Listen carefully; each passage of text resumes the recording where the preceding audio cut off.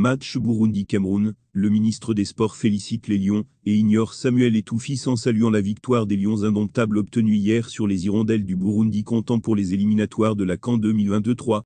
Bienvenue sur Camé Actu, où nous vous apportons des mises à jour viables sur l'actualité du Cameroun, et si vous êtes nouveau sur cette chaîne, veuillez vous abonner pour plus de mises à jour.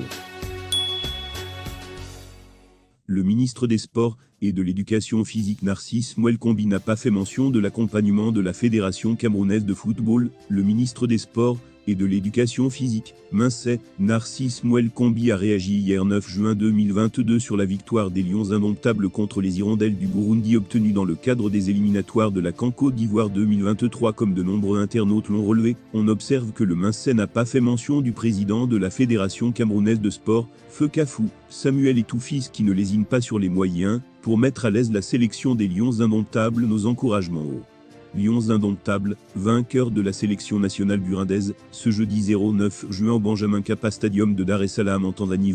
La victoire à ce match comptant pour les éliminatoires de la CAN Côte d'Ivoire 2023, ils prennent la première place de la poule C et se positionnent favorablement pour la qualification après votre brillante qualification pour le Qatar 2022 contre l'Algérie. Chers Lions indomptables, allez de mieux en mieux et de victoire en victoire, armez-vous davantage de fighting spirit selon le vœu cher du président de la République Paul Biya.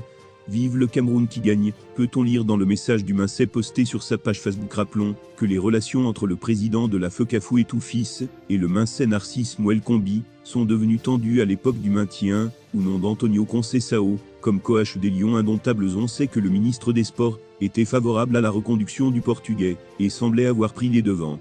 Il aura fallu une correspondance d'Eto'o-Fils lui rappelant que d'après les textes, le choix du coach des Lions revient à la FECAFOOT. La position de Samuel Eto'o a été suivie par la présidence de la République qui, par un décret nommé Rigobert Sambana sélectionneur des Lions.